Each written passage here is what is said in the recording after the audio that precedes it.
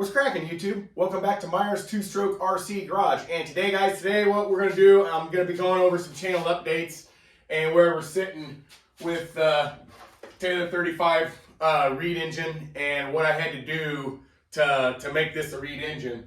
I want to kind of explain to everybody what I did to it and all that stuff. And we also have some parts here that we're going to unbag or unbox or whatever to get this machine up and going. So another thing I'm going to do is I'm going to be pulling the tank out. I'm going to be cleaning up the tank. I know it's dirtier than crap right now, but I'm going to be taking out the tank and cleaning the tank up by hand. And then what I'm going to do is the battery box it's just sitting in there. What I'm going to do to it is just pull it out, and I'm going to take the frame and stuff down to the car wash. I'm going to blow it off and everything to get everything cleaned up. So that's what I plan on doing for cleaning it up, and I plan on doing that right after I film this video. So anyways, why don't I get you guys down here closer to the bench? We'll go from there. All right, I got you guys down here close to the bench, and why don't we start off with taking out these parts. We'll see what we got going for the parts. I don't know how it's, can't even remember what all I ordered. Got some stuff from Primal RC, and I ordered this stuff from Dan. Those are ball ends. I ordered that the smaller like servo like bracket, and then I ordered this 75 kilogram digital servo as well. And this is, from what I can see, this is the I guess the best one, or the biggest one they had on there, set aside that $250 one. But the part number is 63053. And then the part number on this bracket thing, because there's two different sizes of these servo brackets. There's a big one and there's a smaller one. And the smaller one is a 66034. And then the ball ends, and it looks like these are not the right ones for the last piece I got in here. See, what I ordered was the servo to steering servo saver ball ends, and they sent me the wrong ones. But they're supposed to go, I was supposed to get the ones that would fit in there. So that's what we got going on for parts and everything, guys. So, and that's pretty much what's missing here to get this machine running. When I was having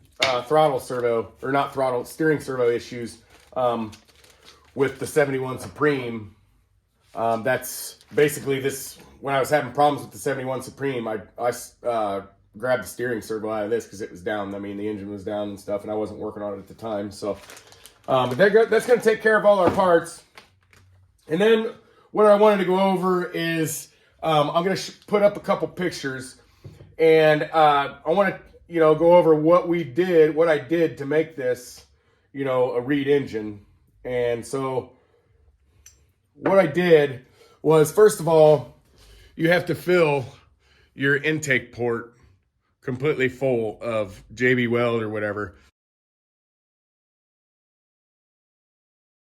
And I filled it completely full. On the backside, I used a piece of silicone tubing or whatever as a block or whatever, as a stop.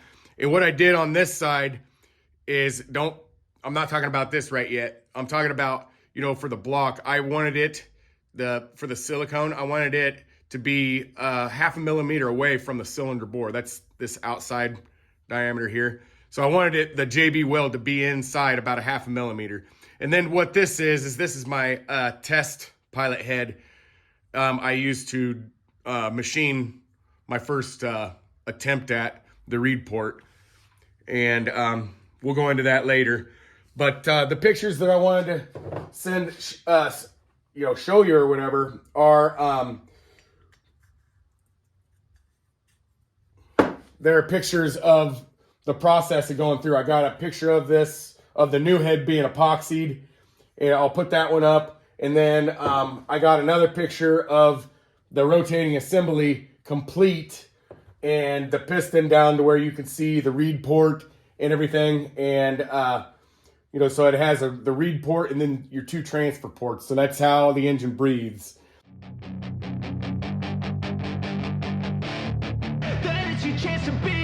Hey kid, don't ever let them get inside your head. They'll tell you what to do in life instead of everything you know that you could get. Don't let them guide your life towards regret. I'll fight for what I love with every breath. My past is filled with things I won't forget. I use them all to... And I kind of wanted to show you guys a little bit of... So yeah, what I wanted to, you know, I want you guys to visualize is, so that when the engine's running, the piston comes down and it doesn't quite, go down far enough to open the intake. It just comes down just a little bit and it comes back up. And what it's doing when it's doing that on the reed port is it's pushing air through those transfers. And that's how the piston port breathes. And so with the reed port, I machined a reed port in here, and I'm going to show you guys a picture of that, and it blends in with my transfers. You can see where the top of the transfers is. That's where it blends in. And so what that does is so basically your intake is mostly open all the time, except for when that reed port is closed on the compression stroke. So from about when your transfers are covered up, all the way to the top, that is your compression stroke. Boof. But other than that, see, once we start uncovering the transfers, then that reed port gets uncovered as well. So, and then, you know, it's breathing the same way. It pushes air through the transfers and back through, you know, up through the reed port when the piston's going down. So that's, you know, pretty much how it works as far as that goes. And then this is the final product. I mean, it's all assembled and it will roll over. I'm not going to roll it over, but anyways, that's the final product. You got her all assembled. You got the air filter on it and you got the clutch on it. And so the next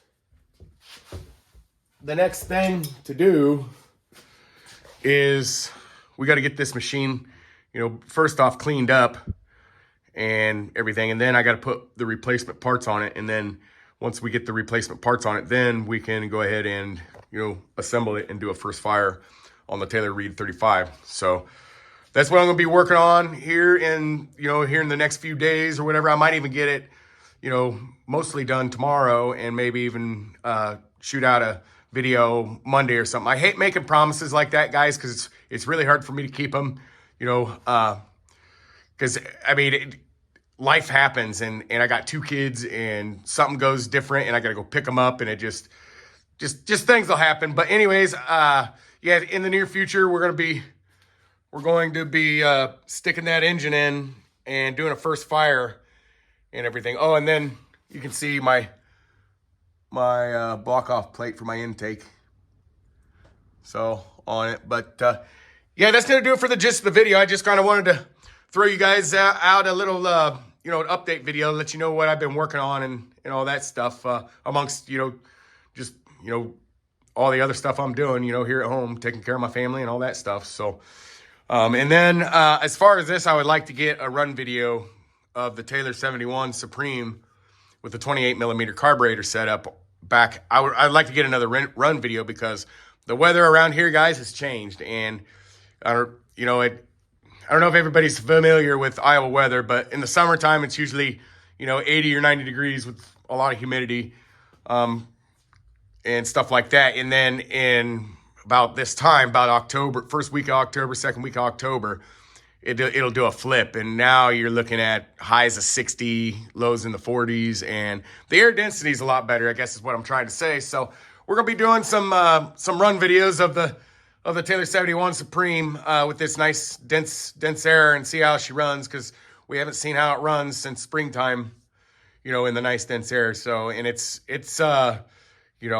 I like to say it's, pretty well ran in. So, anyways, guys, that's going to do it for the video. You know what to do if you like the video. Don't forget, if you want to be a member of the shop crew, that just click on the link in the description and become a member of the shop crew, guys. We will see you in the next one.